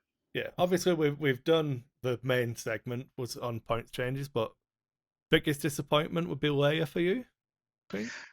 I think that So I think my biggest disappointment if Leia stayed the way it is, I don't think she's entirely game breaking. I could almost be okay with it. My biggest one would be if they decided to increase the chassis on like the TIE fighter, for example. So like TIE fighters have fought so hard to get to where they are to kind of stay relevant in the meta. If they decided, oh, TIE fighters are good now, we're going to bump up all the points, that would be disappointing to me. That would be a supremely that's kind of disappointing. the opposite. That's something they change that you don't think. So something you think needs changing. Something that I'm I holding. need See, changing Chris, I'm that holding him to your question. you are. You are. All right, I'll let you You're talk for a not little bit. Let me put some politicking thought. your way out of it. Yeah, let me put some thought Um, into that. That's a good question. so I have to be honest and say probably the Phantom platform, because even though I chose to hit Duke when we talked about the points changes, I feel like the underlying problem is the raw efficiency of the Phantom platform. It's a better joyster than the X-Wing is. As just across the board. Like the X-Wing gets one extra hit, but the Phantom generates a free evade every round. So after the first round of shooting, that extra hit should be negated by the evade. And then every turn after that the Phantom lives, it has an extra health above and beyond that. And that's without including anything like Duke in the list. So I think I'm pretty sure when we had the thing with Chad really early on in the show when we were talking about the Phantom, and I said about how good Phantoms are, that they are the best generic in the game by far. They joust better than anything else because of their stat line and action efficiency. And I would be most disappointed if that platform didn't see a slight increase. I don't think you can put all of the weight of the power of the Quad Phantom list on the platform. I think Duke as an upgrade has to bear some of the brunt of that. But I do think that if they don't touch a platform and just hit Duke, that would be the most disappointing thing for me. So I I don't think think you could have said. Yeah, I don't think you could have said it any better. yeah, I think it would show a lack of understanding of how to actually balance a game, which that is what would disappoint me, rather than the Phantom not actually changing. Because I can live with that. It's only 6 months. Maybe we'll get it next time. Doesn't really matter. Maybe another ship will come out and change it. But right now, I feel like understanding how Duke and the Phantom chassis both interact, you can't put everything on one or the other. So that if they don't change the Phantom platform, that would be most disappointing. I think we can hang on that. Yeah. Do you have a different one, or are you gonna tie So your? here's the problem I have with answering that question. I don't think I've played enough competitive X-Wing to be able to answer that question appropriately. I could probably formulate an answer to say, "Oh, I'd be disappointed if this and that." I'm not having those kinds of problems, so I don't genuinely know what I would be disappointed if this didn't change. Leia is probably a great example. I think that one probably should change. Maybe if they look at the interaction between how inertial dampeners and after the ruling of saying, yep, if you take Kanan and inertial dampeners, that works, and then not addressing that after, either inertial dampeners not going up or Kanan not going up, that would probably be a disappointment. But I don't also feel that that list is super oppressive to the meta at the moment. I think that's a hard one because for that specific example, there's a lot of points left in that list. Yeah. So like to make it not work points wise, I don't think that's a problem you fix with points. I think that's an upgrade slot thing or a FAQ that does not work anymore thing. But that's a slight tangent because why would we keep in focus? It is called lack of focus. Yeah. Who is the most underrated pilot in your opinion that people should try? I've got a solid answer for this one, and I feel like you'd back me up if I said it. I think Biggs is still horribly abusive and people should play him more. Oh my God, yes. Oh my God, yeah, absolutely.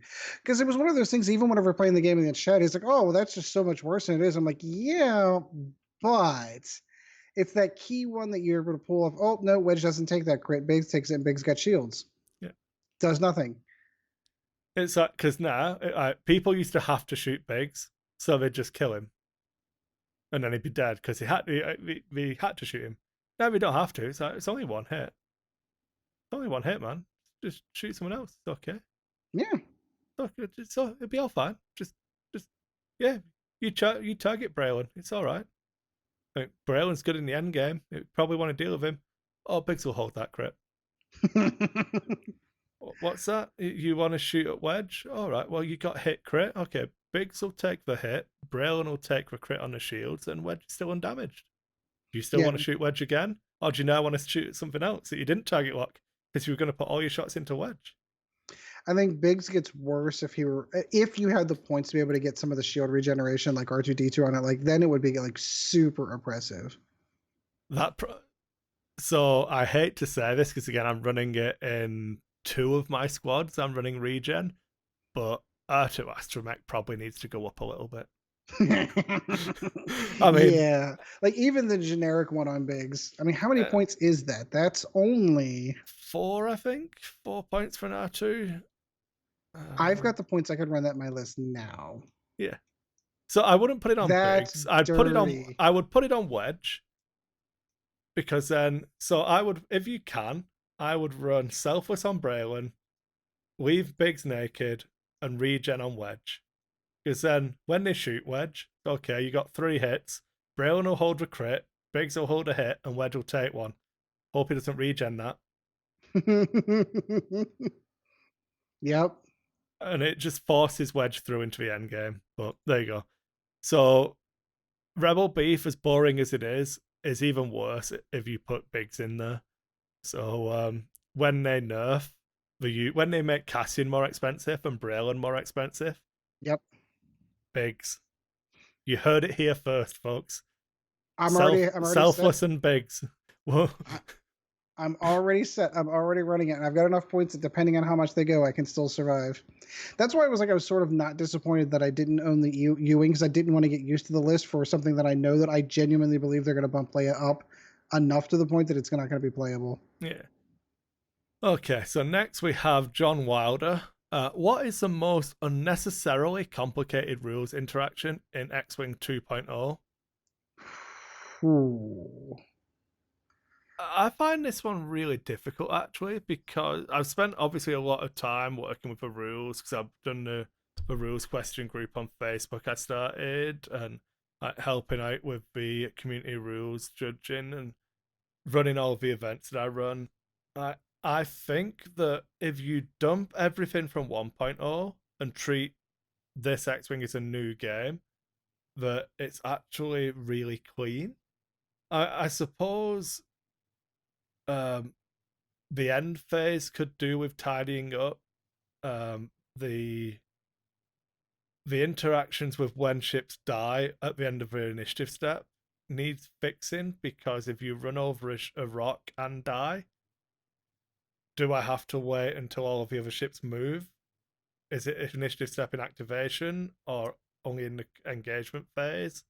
So, but those aren't really interactions as much as just rules that could do with being extrapolated on a little bit more. I don't know. Anything that deals with like the negating, like you said, the stuff that comes at the negating the dice at the end step before the neutralized dice step. You're right. I happen to agree that I feel like they did a really clean job with defining when and where things happen and what phases they happen in. I don't I haven't had any of those weird interactions where you're like, well, how exactly does this work now that that happened? The only one that I can think of was the Kanan inertial dampers one, which they FAQ'd. They Yeah, cleared that one up. I suppose anything that required the FAQ that effectively says it works because we said so.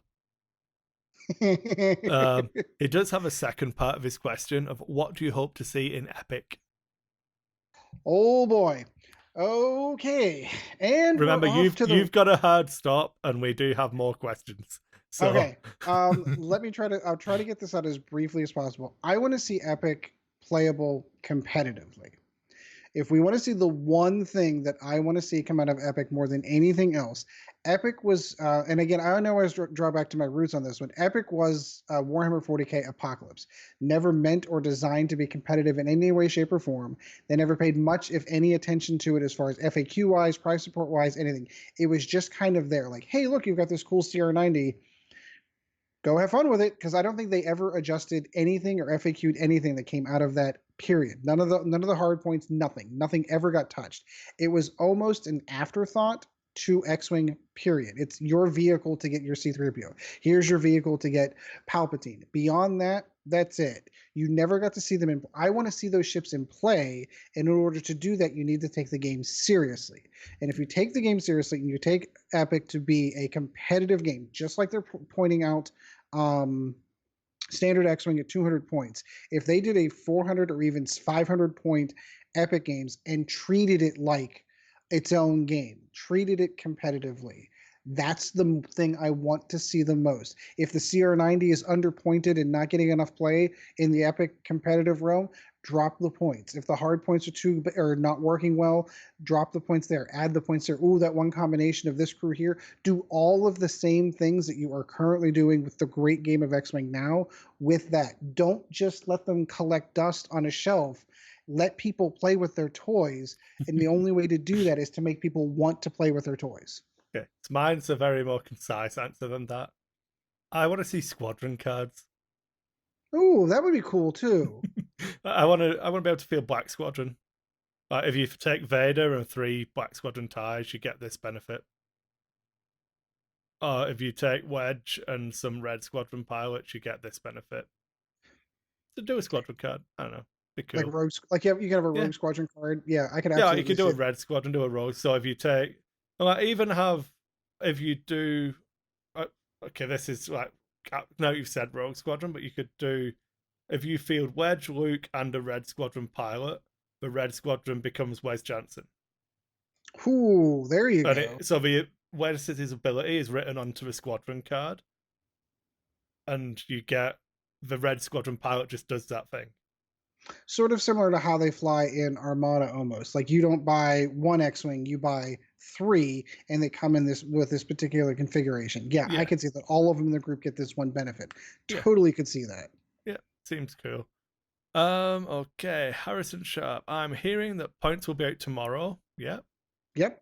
But not official for tournament play until a later date. Is If that is the case, is this a welcome or unwelcome change? Would you like to see the 11-day grace period for Premier events extended to new points as well, or keep this points change as a one-off? So I'd have to come at this from, because it's me, so I'd have to come at it from a logical point of the points are coming out tomorrow because they publicly said they'd do the live stream with the points and we've scheduled all of that in. The ships are obviously being held for a different reason. There must be some reason why we don't have them yet, because like Barnes and Noble have them and have sold them. They're in Australia being sold, so they're not. I'm gonna double check live as we speak, just so I can make sure I'm not lying to you all. Mm-hmm. If I go to the upcoming page, it still is not showing as shipping now. Like it's still showing as at the printer last time I checked, which was like, Tells you how much bullshit that is, though, if we know that suppliers already have them, by yeah. the way. So Wave 4 is still listed as at the printer.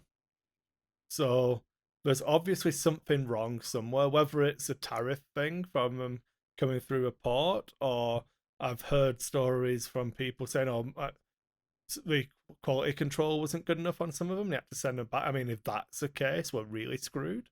That it's going to be a really limited release. I hope they don't do. What was it? What was the wave that wave 2 that they did that with? In the early days, Yeah, whenever X-Men got really big, really fast, there just wasn't like you could buy core sets, and that was about it. Like yeah, you couldn't find a Y-wing. You could find the Falcon, you could find the Fire Spray, and you could find the core set.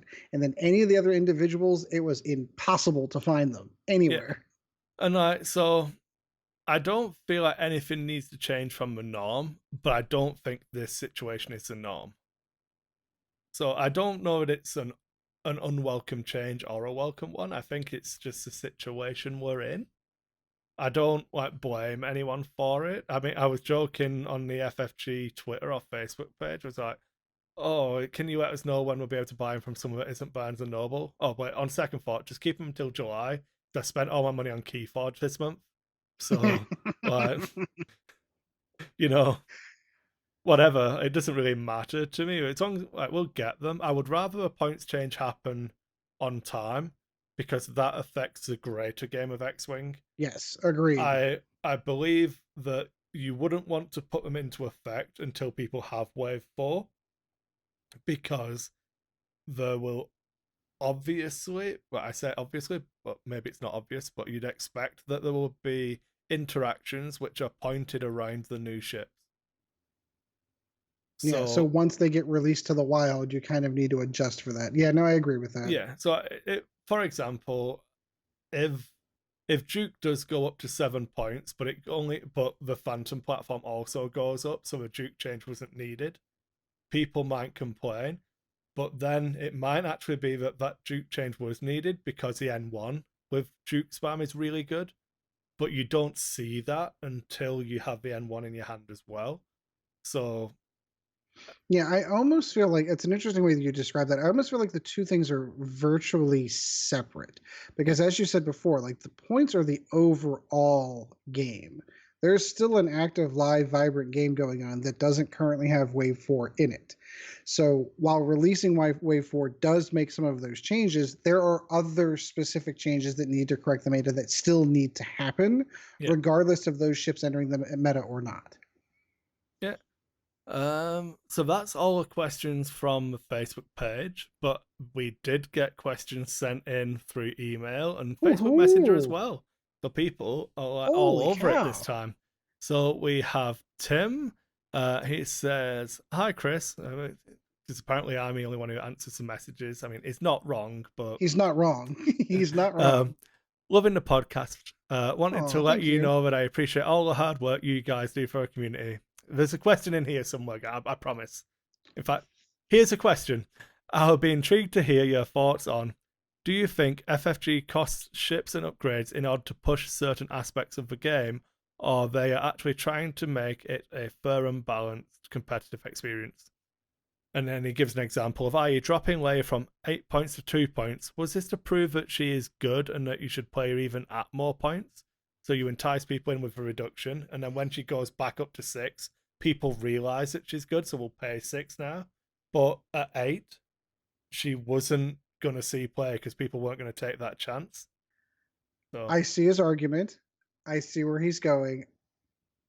I think that I'm trying not to insult our FFG overlords, um, whom I love with all my heart. Most of the guys we know personally. Um, I don't think that they think that far ahead. And I don't mean that as an insult in any way, shape, or form. I think whenever they were developing the game, they tested it internally. They tested it with their much loved playtesters. This is how it came out. And when things got released to the wild, that opens it up to a much larger grouping, and then they have to make adjustments based on there. So I think that Leia, when she was playtested at 8 points, seemed like the right thing. And then wait a minute, this is a really good card that no one's playing it. I don't think that they, because I mean, she comes on what ship? Like they're not trying to boost sales. Initially, that's where I thought the question was going. Do yeah. you think they point things to for sales? The answer is no. I don't think they do that. But I don't see how artificially manipulate. I don't see them benefiting in any way, shape, or form from artificially manipulating a meta if it didn't equal sales. So I think my take on this is almost twofold. Like, balancing the points is obviously handled by the devs. The ships that are in hyperspace is handled by OP. So I feel like there's two different things there that don't necessarily pull in the same direction all of the time. And that, I mean, I may be out of line here that might not be how it works, but that's how the impression has come across from the different communications that they put out. That the organization of the events is all done by the OP side, so they are the ones who pick what ships go into hyperspace. That I think is done to make a specific environment that they wanted it to, like, so the Star Viper got added in, on these ships got added in, like the Interceptor, the bomber. TIE Interceptor being Yeah, one of the big ones, glaring. they got added in to make a more specific environment to make X-wing games look how they wanted it to look. But that doesn't factor into a point side of it, which is what this question actually addresses. And I honestly think that they are trying to make it a fair and competitively balanced game. I completely agree with that.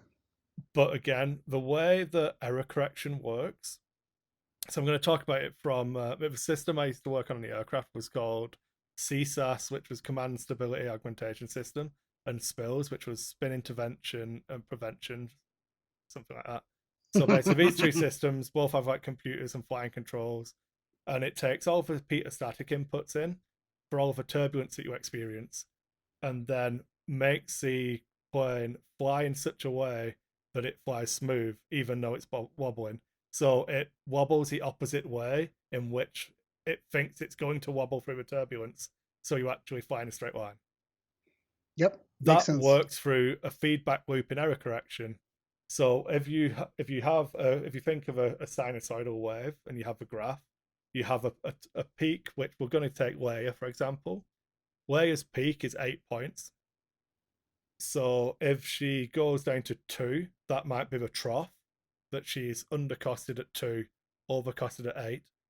My disappointment would come if Leia goes back to 8 points. That should never happen within an error correction system Right. because you shouldn't have changed it in the first place.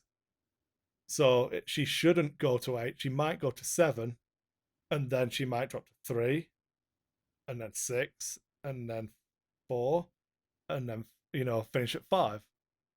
That's how it should work. The problem you have and how X-Wing simulates the turbulence being added is the release of a new wave is the turbulence that you add into this feedback loop. So as you add in a new wave, if Leia suddenly has a cheaper option than the U-Wing, like if Rebels got access to a 25-point crew carrier, like the Phantom 2, so maybe Leia was 8 points because everyone was running Leia on the Phantom in playtesting, and that's a really cheap package to deliver Leia to a table. But then when she went down to 2, suddenly you could fit her in with a U-Wing. So that U-Wing outputs more damage than the Phantom and is a viable ship to take on a table. So you've got all of these different factors that come in. So all of that might add up to her having to go to 9 points.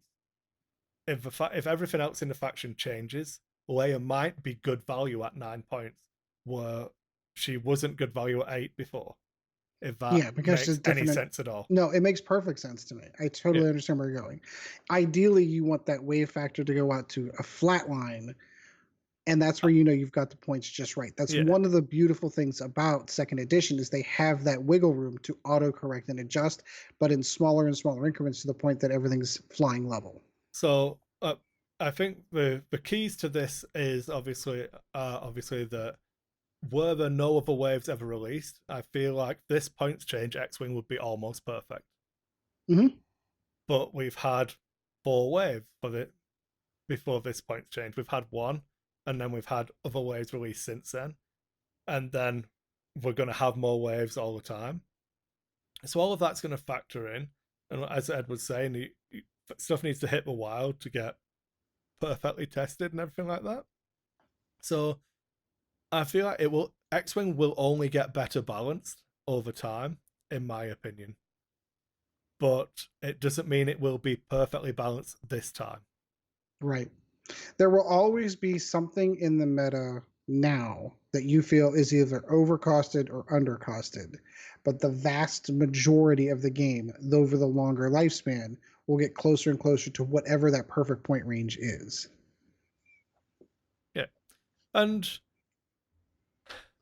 yeah, I don't know. There's much more to say on that. Really, I feel like people get really uppity on what the best thing is, and even you're never going to have a perfectly balanced thing. So even when we talked about the mining guild tie and the Z95, we're talking about a difference in like 0.5% or whatever. But I think when I say I think the mining guild tie is better, it's a wash. They're both exactly the same and are both worth 24 points. I just think that there's 0.5% more in favor of a mining guild tie if you play to its advantages. If you don't play to its advantages, it's probably worse. So overall, it's probably the same. You know what I mean?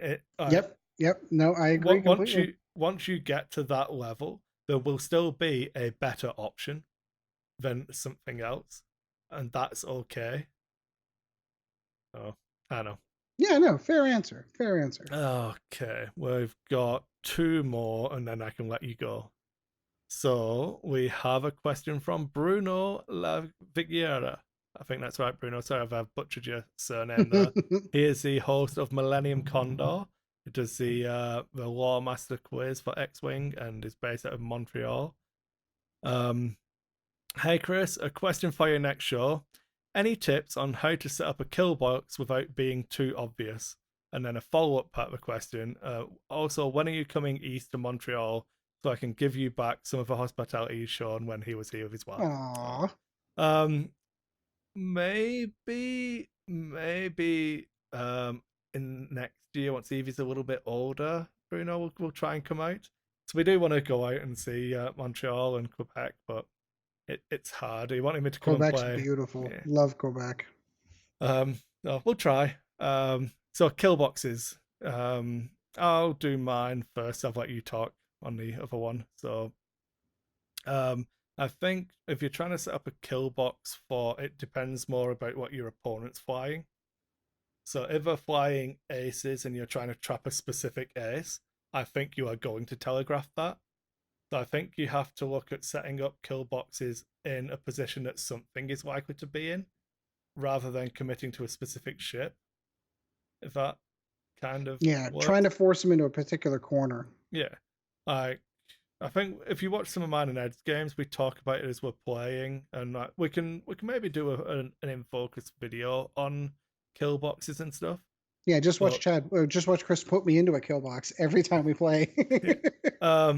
I think one of the keys, especially with the kind of lists I've been playing where it's the pull and 3A wing list, is that having ships that can position in such a way, and obviously the rear arcs on the A-wings make them a lot more unpredictable on where you're going to have those arcs.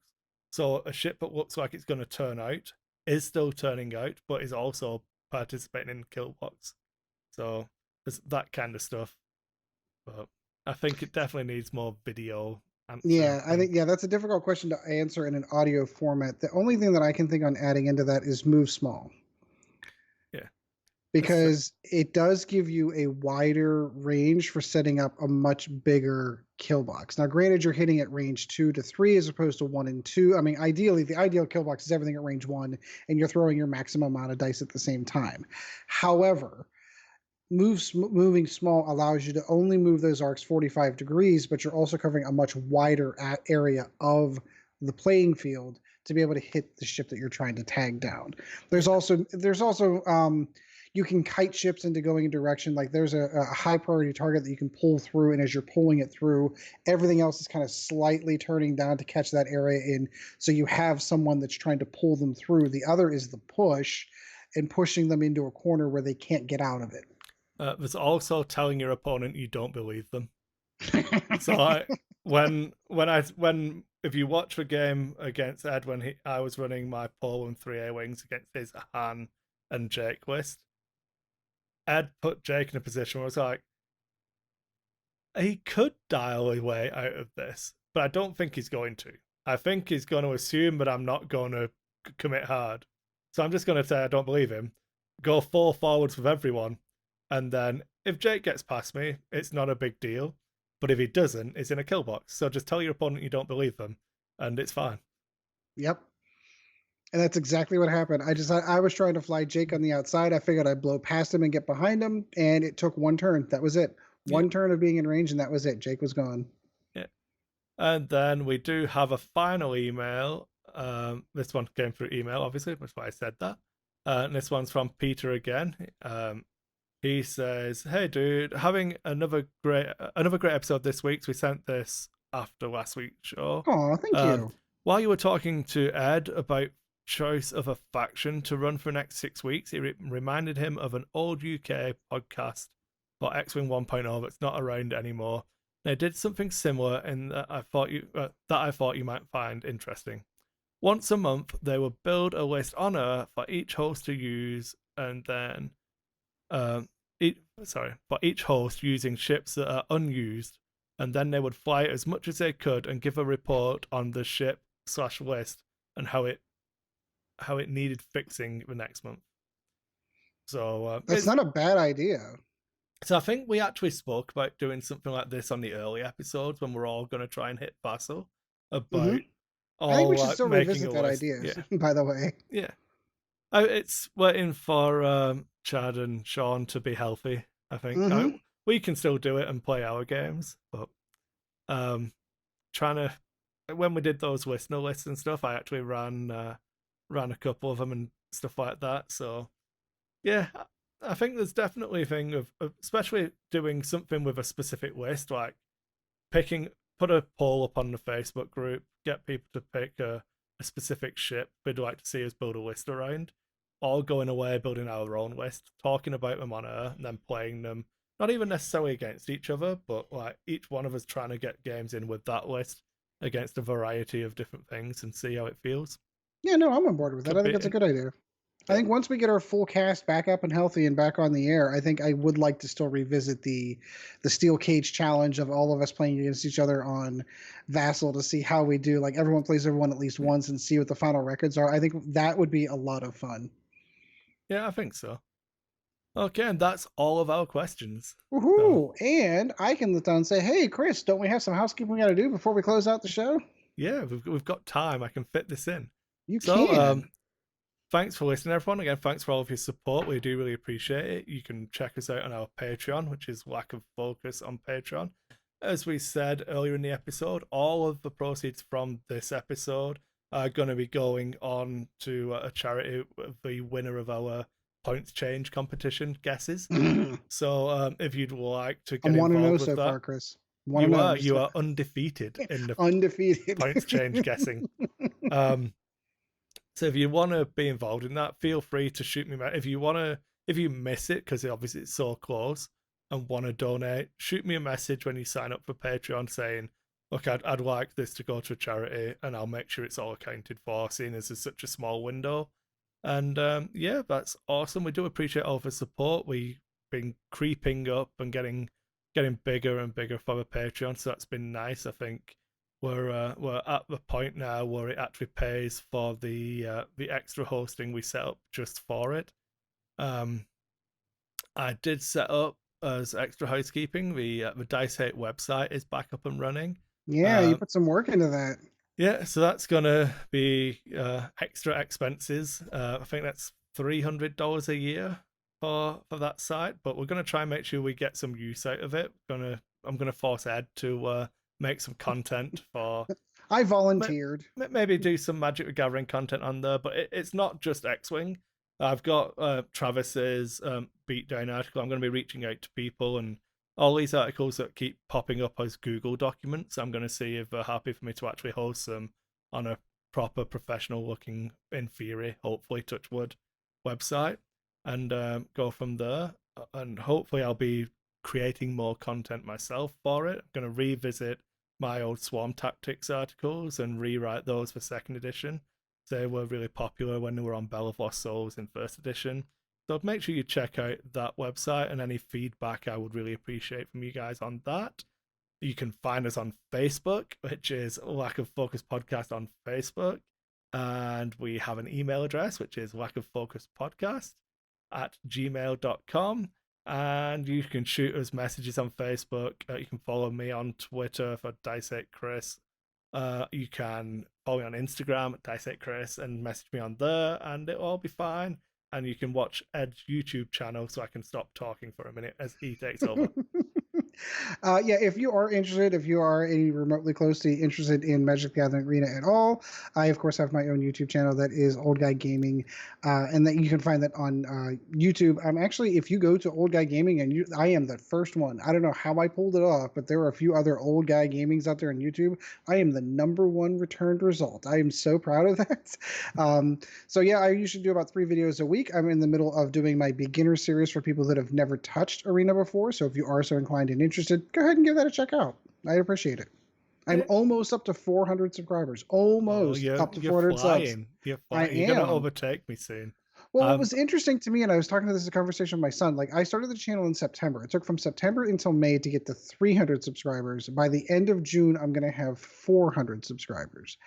So to have that jump, to have that 25% jump in such a short period of time is huge to me. I don't know how I did it, but you'll be thanks, at guys. 1,000 in no time. You'll be at That is 1,000 my in goal. no time, and then we'll be the Lack of Focus will be the afterthought, and it'll all be Old Guy Gaming, and we'll all Oh, be come sad. on. At that point, I'm making, what, 8 cents a day? And this is still going to be my primary focus. Yeah.